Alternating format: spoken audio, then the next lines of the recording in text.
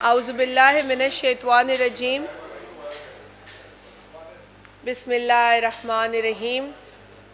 بہت شکریہ آپ ساتھیوں کا یہاں ہماری پریس کانفرنس کور کرنے کے لیے آپ کی تشریف آوری پر آپ کا شکریہ ادا کرتے ہیں۔ آپ نے دیکھا ہے کہ گزشتہ چند روز سے پاکستان کے اندر جو سیاسی ایکٹیویٹیز ہیں وہ خاصی گرم ہیں اور پولیٹیکل انگیجمنٹ بہت زیادہ ہے لوگوں کی ایک دوسرے کے ساتھ۔ سب سے پہلے تو الیکشنز کا عمل جب پورا ہوا تو اس کے بعد اوتھ ٹیکنگ تھی اور قومی اسمبلی کے اراکین نوٹیفیکیشن کے بعد اوتھ کا انتظار کر رہے تھے تاریخ کے اعتبار سے، لیکن چونکہ جو صدر پاکستان کی کرسی پر براجمان ہیں انہوں نے پاکستان کی آئین کو اس طرح کی اہمیت نہیں دی جس کے اندر ان کی ذمہ داریاں درج ہیں، اور اخلاقی طور پر آئینی طور پر یہ بہتر ہوتا کہ اگر وہ جو وقت درکار ہے اوتھ لینے کا اس کے متعلق اپنی ذمہ داری کو پورا کرتے۔ بہرحال آئین میں کافی ایسی پروویژنز ہیں جو نیشنل اسمبلی کو ہوسٹیج ہونے سے روکتی ہیں، اور یہ 1973 کے آئین میں شہید ذوالفقار علی بھٹو نے ہی لکھی تھیں کہ الیکشن ہونے کے 30ویں روز اوتھ لیا جائے گا۔ ایک ڈکٹیٹر ضیاء نے 1985 میں وہ شک اڑا دی، اور پھر جب 18ویں ترمیم ہوئی تو ایک بار پھر جمہوری پسند جمہوریت میں یقین رکھنے والے جو ڈیموکریٹس تھے انہوں نے مل کر وہ شک دوبارہ آئین میں ڈال دی، اور فرق صرف یہ تھا کہ اس وقت 30ویں روز تھا، اب 21ویں روز ہے۔ لیکن صرف آپ کو سمجھانے کی بات یہ ہے کہ جب ڈکٹیٹرز یا آمرانہ سوچ کو موقع ملا انہوں نے اس آئین سے وہ شکیں نکالی ہیں جس سے کہ اس ملک کے جمہوری ادارے مضبوط ہوتے ہیں۔ تو الحمدللہ بے شک آج جو صدر ہیں انہوں نے اپنی ایک اسی آمرانہ سوچ کے تسلسل کو سوچا کہ میں ایکسرسائز کروں، لیکن وہ بھول گئے کہ اس آئین میں جو پروویژن اب موجود ہے وہ اسمبلی کو ہوسٹیج ہونے نہیں دے گا، یرغمال بننے نہیں دے گا۔ لہٰذا آپ نے دیکھا کہ اوتھ پھر 21ویں روز کے بعد آئین میں یہ ہے کہ اگر وہ نہ بلائیں اسمبلی صدر صاحب تو آپ نے اوتھ تو لینا ہے۔ تو شکر ہے خدا کا کہ یہ شورٹی ہمارے پاس تھی اور ہمارا اوتھ بھی ہوا۔ اس کے بعد آ جاتے ہیں کہ جی پرائم منسٹر صاحب کا الیکشن ہوا پیپلز پارٹی نے، جیسے آپ کو پتہ ہے کہ ہم نے عددی اعتبار سے آپ کے سامنے یہی بات ہوئی تھی کہ جو عددی اعتبار ہے اس حساب سے ہم کام کریں گے، اور ہم سمجھتے ہیں کہ جو جماعتیں ہیں جن کے پاس زیادہ نمبرز ہیں وہ اس عہدے پر بیٹھ سکتی ہیں۔ ہم سے جو بات کرے گا ہم ان سے بات کرنے کو تیار ہیں۔ اس ملک کو استحکام کی ضرورت ہے، معاشی استحکام کی، سیاسی استحکام کی۔ ہمارا کل بھی یہ کہنا تھا، آج بھی یہ کہنا ہے، on the floor of the house بھی ہم نے یہی بات کی ہے۔ اور کل آپ نے دیکھا کہ پاکستان پیپلز پارٹی کے چیئرمین جناب بلاول بھٹو زرداری صاحب نے جو اپنا پہلا خطاب کیا ہے اس 16ویں قومی اسمبلی میں، تو اس میں انہوں نے بڑی اہم باتیں کی ہیں۔ سب سے پہلے تو آپ تمام ساتھی اس بات کے گواہ ہیں کہ بلاول صاحب نے جو کل تقریر کی ہے وہ بہت ہی میں سمجھتی ہوں سلجھی ہوئی تقریر تھی، بہت اس میں وزڈم تھا، اس میں بہت جو ایک ویژنری آپ کہہ سکتے ہیں کہ باتیں تھیں، ان کی ویژن تھا۔ پہلے بھی تقاریر ہم پہلے بھی سن رہے تھے اسی فلور پہ، باوجود اس کے کہ جس دن الیکشن تھا اسپیکر صاحب کا اور ڈپٹی اسپیکر صاحب کا، اس دن تقاریر جو تھیں وہ الیکشن پروسیس کے بیچ میں نہیں ہونی تھی، لیکن ایاز صادق صاحب نے اسپیکر کی کرسی سنبھالتے ہی فلور دے دیا، جبکہ اس رولز کی کتاب میں لکھا ہے کہ 10(1)(9) جو رول ہے وہ اسپیکر کے الیکشن کا ہے، اور 10(1) میں لکھا ہے immediately after the election of the speaker the election for deputy speaker will be held۔ تو بیچ میں تقریر کا مرحلہ نہیں تھا، لیکن اس میں بھی تقریریں آئیں۔ بہرحال بلاول صاحب کی تقریر سے میں سمجھتی ہوں بشمول میرے تمام لوگوں نے اس بات کو فیل کیا کہ اس میں پرائیورٹیز تھیں۔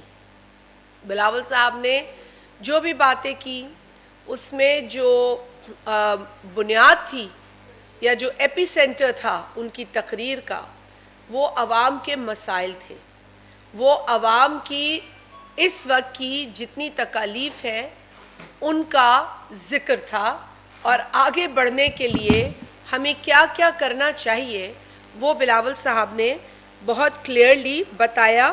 انہوں نے باتوں کو جو ہے وہ ہیرا پھیری نہیں کی، لفاظی کی ہیرا پھیری نہیں کی، بڑی کلیئرٹی سے بات کی۔ انہوں نے یہ بھی کہا کہ میں نے پچھلی جو اسمبلی ہے اس میں جو اپنی تقریر کی تھی، جس میں میں نے سینئر اراکین کے حوالے سے یہ کہا تھا کہ جو پرانی سیاست یا پرانی روایات ہیں ان کو ختم کر کے مثبت سوچ کے ساتھ ہم آگے بڑھیں، ایسی فضا قائم کریں کہ ہم ایک دوسرے کا احترام کر سکیں، اور اتنا ہمیں اتنی ایک انڈرسٹینڈنگ ہو کہ ہم عوام کے مسائل کے لیے بیٹھ کر ان کا حل نکال سکیں۔ تو پاکستان پیپلز پارٹی کے چیئرمین نے کل ایک بار پھر ان باتوں کو دہرایا ہے جو انہوں نے پچھلی اسمبلی کے اجلاسوں میں کہی ہے، اور اس نئی اسمبلی کے فورم پر پہلی تقریر کرتے ہوئے بلاول صاحب نے افسوس کا بھی، شدید افسوس کا اظہار کیا۔ انہوں نے کہا کہ جس وقت پہلے تقاریر ہوئی ہیں ان سے قبل، جو کہ پرائم منسٹر کی تقریر تھی ان کے الیکشن کے بعد، اور پھر قائد حزب اختلاف کی تقریر تھی، ان دونوں تقاریر کو ہم سن نہیں پائے کیونکہ قومی اسمبلی کے فلور پر بہت شور و غل تھا، بہت ڈسٹربنس تھی، اور دونوں جانب سے ہونے والی باتیں جب عوام نے نہ سنی ہوں تو عوام کو بھی تشویش ہوتی ہے کہ یہ کس وجہ سے قومی اسمبلی میں بیٹھے ہیں۔ اتنی بڑی ایکسرسائز الیکشن کی ہوتی ہے، قطع نظر اس میں ہماری کیا ریزرویشنز ہے یا ان کی کیا ریزرویشنز ہے یا جو بھی، لیکن ایک ایکسرسائز الیکشن کی ہوتی ہے۔ اس ایکسرسائز کے بعد ہم اوتھ لینے کے لیے منتظر ہوتے ہیں۔ آئین کے مطابق ہم انتظار ہی کرتے رہے کہ صدر صاحب ڈیٹ کو اناؤنس کرے، لیکن بالآخر ڈیٹ جب اناؤنس ہوتی ہے آٹومیٹکلی آئین میں جو درج ہے ہم اوتھ لیتے ہیں، پھر وہاں پر بھی ہم شور و غل دیکھتے ہیں۔ ٹھیک ہے، احتجاج آپ کا حق ہے، کسی نے کسی کو احتجاج سے نہ روکا ہے نہ روکنا چاہیے۔ پیپلز پارٹی تو احتجاج پہ یقین رکھتی ہے، آئینی اور قانونی دائروں میں رہ کر ہم اپنا احتجاج کر سکتے ہیں اور اس کا ہمیں حق ہے، لیکن اسمبلی کے فلور کو جس طریقے سے اس کی توہین کی جا رہی ہے وہ قابل افسوس ہے۔ کل بلاول صاحب کی بات میں بہت زیادہ جو اہمیت آپ نے دیکھی ہوگی کہ انہوں نے دونوں تقاریر کو وزن دیا۔ انہوں نے کہا کہ جی ہمیں تو پرائم منسٹر کی تقریر بھی سننی تھی، ہمیں قائد حزب اختلاف کی تقریر بھی سننی تھی، لیکن جو اراکین تھے دونوں جانب سے انہوں نے اتنا ماحول جو ہے وہ اپنے نعروں سے اور شور و غل سے خراب کر دیا کہ ہم کچھ نہ سن پائے۔ تو یہ ماحول جو ہے یہ ہمیں ایسے عوامی فورمز پر ڈسکریج کرنے کی ضرورت ہے۔ ایک نوجوان لیڈر نے بڑی کلیئرٹی کے ساتھ اس ماحول کو ریجیکٹ کیا، اور آنے والی جتنی بھی نسلیں ہیں جو قومی اسمبلی میں بھی آئیں گی ان کے لیے بھی ان کا یہ میسج تھا کہ ہمیں اس فورم کو عوام کے مسئلوں کے لیے یوز کرنا چاہیے، عوام کے مسئلوں کے حل کے لیے استعمال کرنا چاہیے۔ اس وقت عوام کا سب سے بڑا مسئلہ معاشی مسئلہ ہے، انہوں نے پاکستان پیپلز پارٹی کے جو معاشی عوامی معاشی معاہدہ ہے اس کے نکات آپ کے ساتھ شیئر کیے فلور آف دا ہاؤس. انہوں نے بتایا کہ کچھ سال پہلے تک جو قیمتیں کھانے پینے کی اشیاء تھیں اس کی قیمتوں میں کتنا زیادہ اضافہ ہو چکا ہے. آج لوگوں کو جو خاص طور پر ایک ایسے طبقے سے تعلق رکھتے ہیں جہاں پہلے ہی ان کے لیے مہنگائی بہت عذاب ہے، اس طبقے میں ایک تشویش ہے، بلکہ متوسط طبقے میں بھی اب ایک تشویش ہے کہ ہم کس طریقے سے اپنا گزر بسر کریں گے، ہم کیسے اپنی پرائیورٹیز کو سیٹ کریں گے. ہمیں کھانا بھی کھانا ہے، ہمیں بچوں کو اسکول بھیجنا ہے، ہمیں بجلی کے بل دینے ہیں، ہمیں گیس کے بل دینے ہیں، ہمیں آفس جانا ہے، اسکول جانا ہے. ہماری ضروریات کیسے پوری ہوں گی؟ اور یہی وجہ ہے کہ قومی اسمبلی کے فلور پر عوام نے ووٹ دے کر منتخب کر کے ہمیں بھیجا ہے. یہاں پر یہ بحث بھی ہونی چاہیے کہ الیکشن میں کیا ہوا، لیکن صرف یہی بحث نہیں ہونی چاہیے کیونکہ ہمیں آگے بڑھنا ہے. ہم نے تو 2018 میں بھی اس بحث میں الجھنا مناسب نہیں سمجھا، ہم نے تو 2013 میں بھی اس بحث میں ملک کے کاروبار کو روکنا مناسب نہیں سمجھا، لیکن اپنا احتجاج کیا. ہم آج بھی اپنا احتجاج کر رہے ہیں. ہم آج بھی کہہ رہے ہیں جو بلاول بھٹو زرداری صاحب نے on the floor of the national assembly کہا کہ آئیے مل کر الیکشن ریفارمز پہ کام کریں، جوڈیشل ریفارمز پہ کام کریں، لیکن صرف حکومت نہ کرے، تمام لوگ کریں، اپوزیشن کے ساتھ بیٹھ کر کریں. جو لوگ اس وقت موجودہ وزیر اعظم کے حق میں نہیں ہیں وہ بھی اسمبلی کا حصہ ہیں اور وہ بھی بیٹھ کر کام کریں مل کر.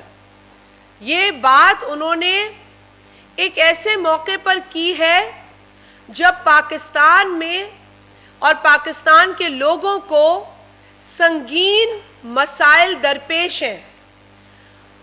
یہ بات بھی درست ہے کہ بلاول بھٹو صاحب نے جس وقت اپنا منشور اور خاص طور پہ عوامی معاشی معاہدہ لوگوں کے ساتھ شیئر کیا، کئی ماہ پہلے وہ یہ باتیں کرتے نظر آئے تو اس وقت کوئی اور جماعت یہ بات نہیں کر رہی تھی.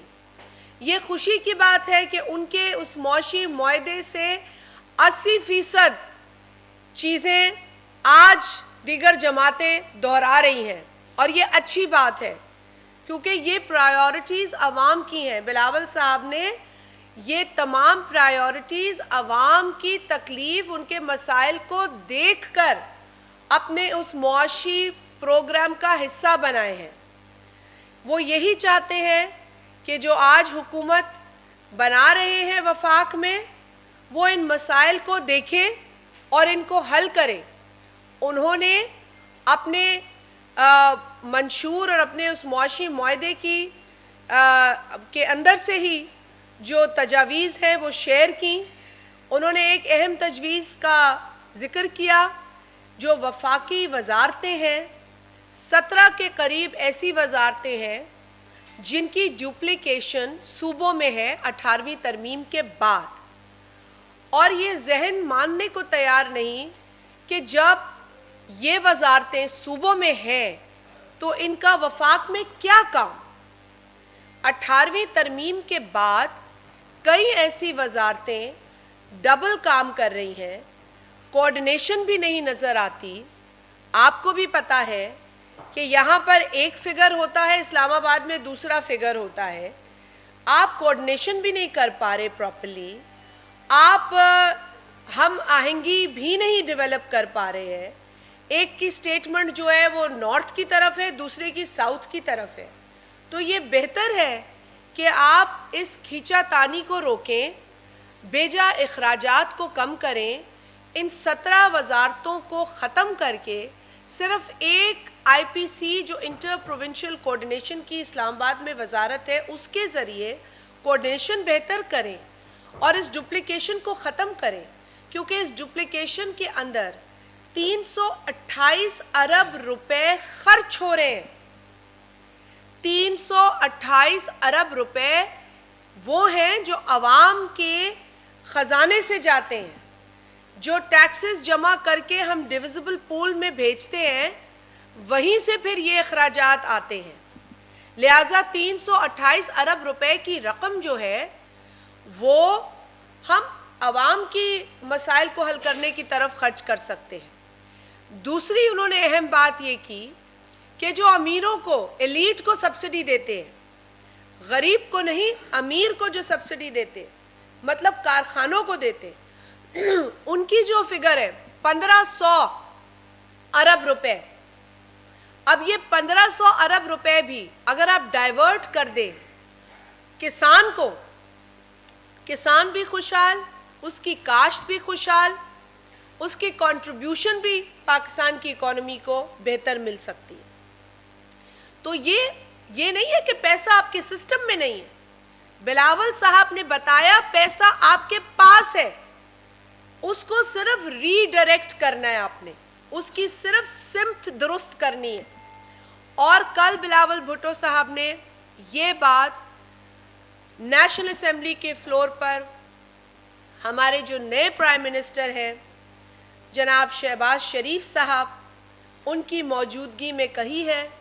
उनको पीपल्स पार्टी की तरफ से ये तजावीज़ दी हैं उन्होंने। और एक और उन्होंने बड़ी अहम बात की जो थी टैक्स कलेक्शन के एतबार से। बिलावल साहब ने कहा कि जो जीएसटी ऑन सर्विसेज है, जो सूबे कलेक्ट करते हैं, वो कलेक्शन एफबीआर से कहीं बेहतर है, क्योंकि वो अपना टारगेट मीट भी करते हैं और टारगेट से आगे भी कलेक्ट करते हैं। तो वो आउट परफॉर्म करते हैं टैक्स कलेक्शन के एतबार से। और अगर आप एफबीआर की परफॉर्मेंस देखें तो वो खासी खस्ता परफॉर्मेंस है, बुरी परफॉर्मेंस है।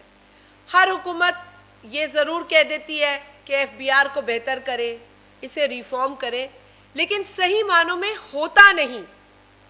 और अब वक्त आ गया है कि एफबीआर को बेहतर किया जाए, उसकी कलेक्शन पे वो गौर करे, अपनी परफॉर्मेंस पे गौर करे। जब सूबे अच्छा परफॉर्म कर सकते हैं तो ये एफबीआर क्यों नहीं अच्छा परफॉर्म कर सकता? और इस पर भी बिलावल साहब ने एक बड़ी अहम तजवीज़ दी है। गो के पाकिस्तान के आइन में जो जीएसटी ऑन गुड्स है वो वफाक कलेक्ट करती है, लेकिन चूंकि सूबों की परफॉर्मेंस टैक्स कलेक्शन में बहुत अच्छी है, तो बिलावल साहब ने ये तजवीज़ दी है कि आप इस टैक्स को भी सूबों के हवाले करें कि वो आपको कलेक्ट करके दे। अगर वो अपना टारगेट मीट नहीं करते तो आप उन पर फाइन लगाएं, पेनल्टी लगाएं। आप उनसे उन्हें कहें वो आपको अपने बजट से दे, जैसे हिंदी में हम कहते हैं दंड, वो पेनल्टी लगा ले। और अगर वो कलेक्शन से ज़्यादा आप, मतलब टारगेट से ज़्यादा कलेक्ट करके देते हैं, तो जो रकम सूबा आपको ज़्यादा देता है वो आप सूबे को एज ए रिवॉर्ड वापस करें। तो अगर ये तजवीज़ बिलावल साहब एक नौजवान कायद दे रहे हैं तो आप सोच सकते हैं, समझ सकते हैं कि उनकी सोच आगे के लिए कितनी मुस्बित है। वो एक विजनरी लीडर है।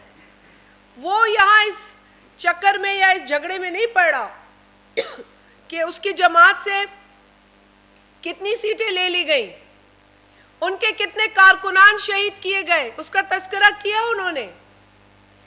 मगर उन्होंने इसके साथ साथ अवाम और मुल्क के हक में भी बात की।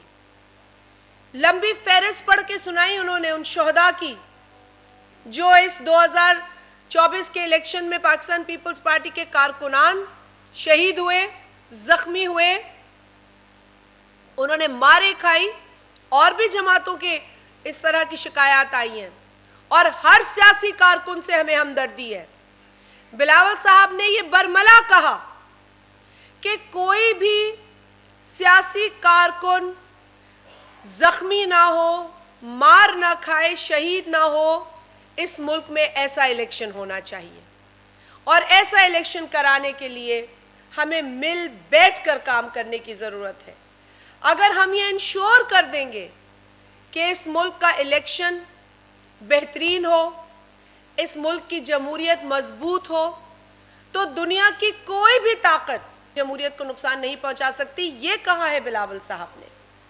تو میں سمجھتی ہوں، یہ ہمارا ماننا ہے کہ کل کی تقریر صرف ایک تقریر نہیں تھی، ایک روڈ میپ تھا. کل پاکستان پیپلز پارٹی کے چیئرمین جناب بلاول بھٹو صاحب نے پاکستان کے لیے ایک روڈ میپ بتایا ہے، اور اب وزیر اعظم شہباز شریف صاحب کو یہ فیصلہ کرنا ہے کہ وہ ہماری مثبت تجاویز پر عمل کرتے ہیں یا پھر وہ پہلے کی کچھ روایات ہیں وہ قائم رکھتے ہیں. کیونکہ یہ تجاویز پیپلز پارٹی نے اپنے فیور کے لیے نہیں دی ہیں، اس ملک میں جو معاشی بحران ہے اس سے نبٹنے کے لیے دی ہیں.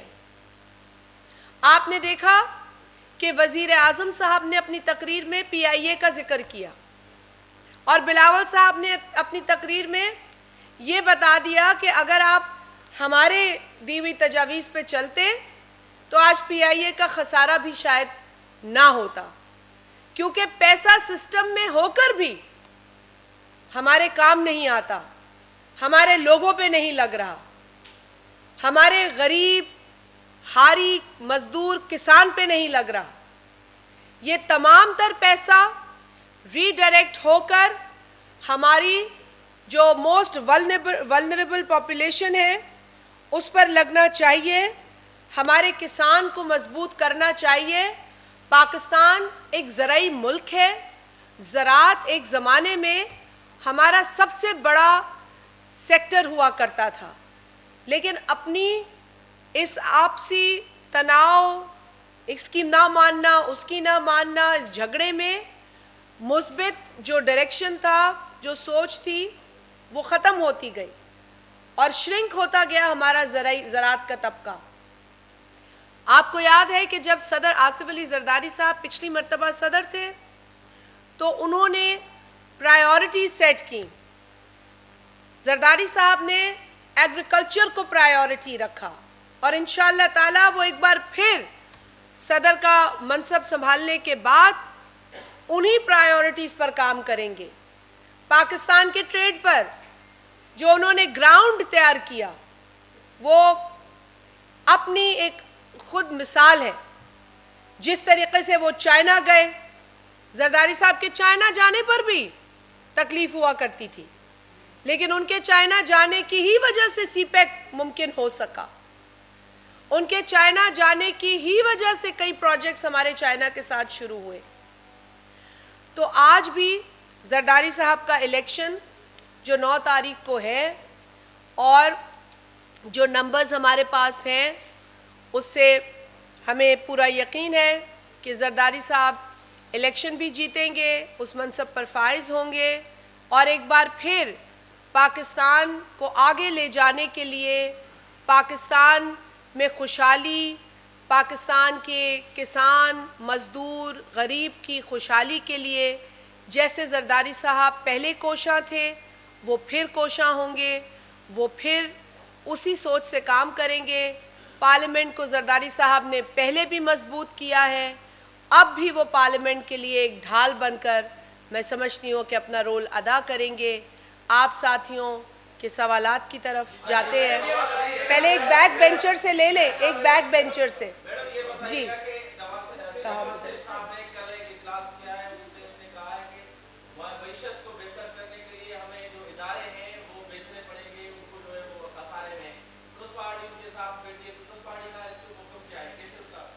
دیکھیں، سب سے پہلے تو پیپلز پارٹی حکومت کا حصہ نہیں ہے.